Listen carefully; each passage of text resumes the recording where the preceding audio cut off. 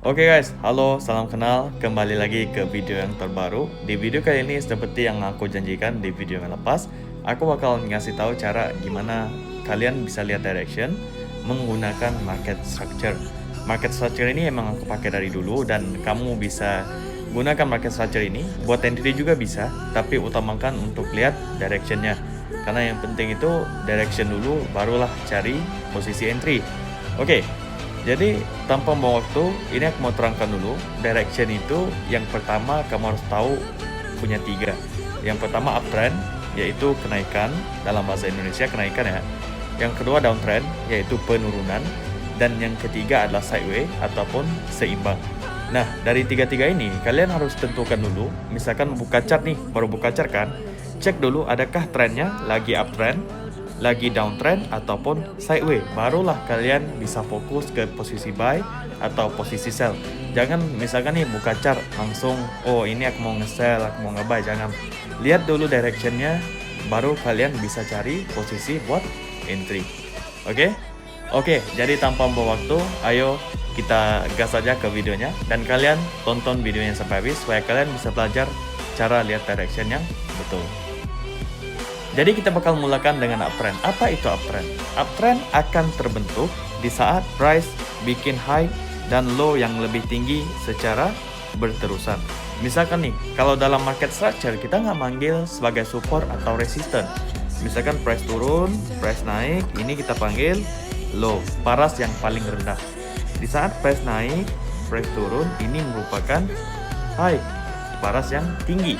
Jadi dalam uptrend, di saat price mau bikin uptrend, price harus bikin high dan low yang lebih tinggi secara berterusan. Misalkan nih, price naik, price turun, price naik, price turun, ini high, ini low, ini high, ini low yang baru.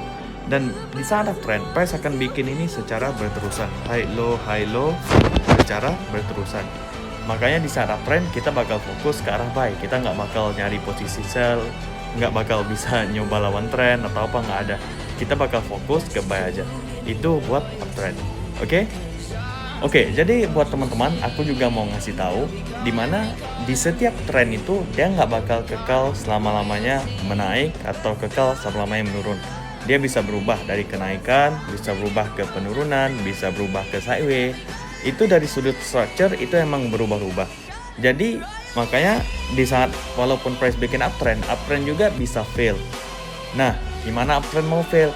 Uptrend itu dia akan fail di saat price bikin low yang baru lebih rendah dari sebelum ataupun berlakunya breakout low. Misalkan nih, price lagi uptrend, price lagi naik, turun, naik, turun, naik, turun kan? Oke, ini high, ini low, ini high, ini low juga, ini high yang baru. Nah, misalkan price di sini, yang saya tandakan di sini kan, ini color kuning lah, warna kuning. Nah, di saat price turun, breakout low yang sebelum, ini secara tidak langsung uptrendnya udah fail. Dan di saat uptrend udah fail, berubah ke arah penurunan, which is dari buy berubah ke sell. Dan dari sini kalian bisa fokus posisinya itu ke arah sell karena trennya udah berubah. Makanya saya bilang, setiap kali mau entry, lihat dulu trennya lagi gimana, adakah uptrend ataupun downtrend. Dan di saat price mau berubah itu, misalkan downtrend mau berubah kan, ini kalian bisa lihat tanda-tandanya di sini. Kalau misalkan nih, kan kalau price mau naik itu harus berlakunya breakout buy kan. Nah, tapi price itu turun, breakout sell terus kan. Nah, bisa jadi dia bakal breakout low yang sebelum. Makanya kalian sebelum entry itu harus cek dulu price-nya gimana. Oke? Jadi kita bakal masuk ke topik yang kedua, yaitu downtrend. Dan downtrend ini fokus kita adalah ke arah sell karena price lagi melakukan penurunan. Di saat price lagi turun, kalau misalkan kalian mau buy itu nggak ada masalah sama sekali.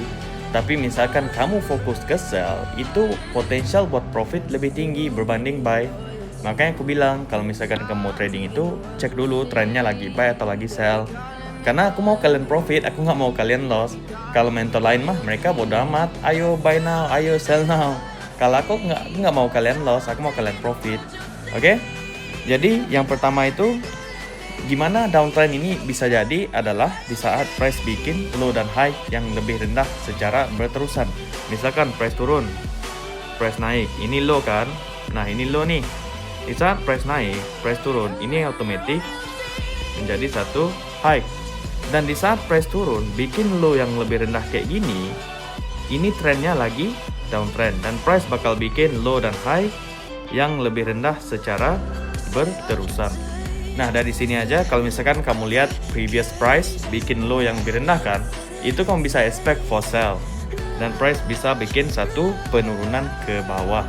Makanya di saat downtrend aku saranin kalian fokusnya ke sell aja, jangan fokus ke buy, karena entar kalian bisa loss kalau kalian buy, karena risikonya lebih besar berbanding kamu follow the trend. Oke? Jadi seperti uptrend, sama juga downtrend ini bisa fail. Dan di saat downtrend fail, dia bakal berubah sama ada ke sideways ataupun ke uptrend. Dan kamu harus lihat gimana reaksi price-nya pas udah fail.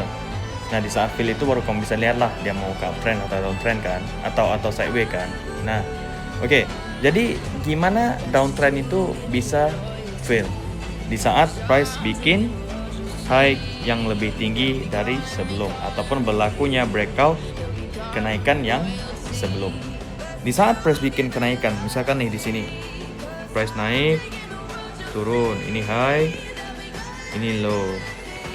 Nah, turun lagi, high lagi, naik, low lagi, turun, high lagi. Nah, di saat price bikin movement kayak gini, ini lagi downtrend. Tapi kalau misalkan price naik bikin high yang baru lebih tinggi dari yang sebelum, itu price bisa jadi akan berubah arah ke uptrend ataupun bisa jadi juga akan berubah arah ke sideways misalkan. Makanya aku bilangin kalau misalkan kamu mau entry itu cek dulu price-nya, teliti baru kamu entry, jangan langsung masuk. Oke?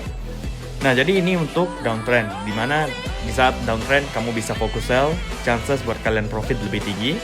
Tapi downtrend juga bisa fail. Kalau misalkan fail, lihat kalau misalkan dia berubah ke uptrend, fokusnya ke arah buy. Kalau misalkan berubah ke sideways, itu kamu bisa cari buy, bisa cari sell juga. Tapi hati-hati, karena sideways terlalu banyak manipulasi. Oke? Jadi kita bakal sambung dengan sideways, dimana sideways ini agak sedikit susah. Karena di saat berlakunya sideways, price bakal bikin manipulasi yang banyak. Jadi kamu harus nentuin di mana high yang tepat dan low yang tepat. Oke, jadi sideways ini gimana price bisa bikin satu sideways? Dimana di saat price bikin high dan low yang nggak bisa breakout previous movement, price bakal sideways. Misalkan nih, price naik, terus turun kan? Di saat price nggak berjaya bikin kenaikan yang lebih tinggi, dan dia turun lagi, nggak berjaya bikin penurunan yang lebih rendah, itu bakal berlakunya sideways. Misalkan contoh, price naik, turun, naik. Nah, ini high, ini low, benar? Oke, jadi kamu perhatiin di sini. Misalkan nih, yang saya tandakan di sini kan, di saat price naik ini, kalau misalkan dia nggak berjaya breakout high yang sebelum, price naik, terus turun, tidak breakout kenaikan yang sebelum kan, tidak berjaya membuat kenaikan yang baru. Oke. Di saat price turun dan price tidak berhasil buat satu penurunan yang baru juga, ini price akan sideways. Dan di saat sideways ini kalian bisa cari posisi buy di bawah dan bisa cari posisi sell di atas, tapi harus hati-hati karena manipulasi sangat banyak dan risikonya lebih tinggi. Makanya di saat sideways itu saya sering saranin kalian nggak usah entry aja, mending nunggu direction yang jelas. Misalkan nih, tunggu sideways berubah ke uptrend, tunggu sideways berubah ke downtrend, itu lebih jelas buat kalian mau entry. Oke? Jadi sideways juga sama seperti uptrend dan downtrend, dimana sideways juga bisa fail. Dan misalkan fail nih, kamu bisa follow direction yang baru. Kalau misalkan sideways dia berubah ke uptrend, kamu bisa fokus ke buy. Kalau misalkan sideways berubah ke downtrend, bisa fokus ke sell. Nah, gimana dia bisa fail?